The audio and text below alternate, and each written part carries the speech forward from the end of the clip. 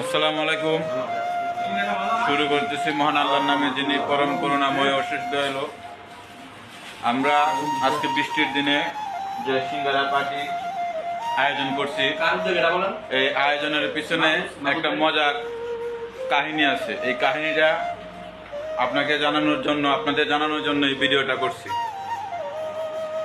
কাহিনীটা হচ্ছে এই যে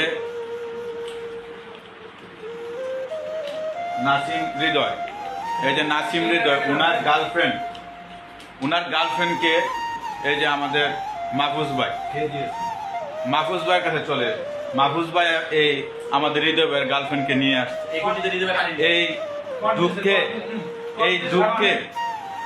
এই দুঃখে শুধু আজকে এই সিঙ্গারা পার্টি। এখন এই ভিডিওতে কিছু বলবেন আমাদের নয়ন ভাই।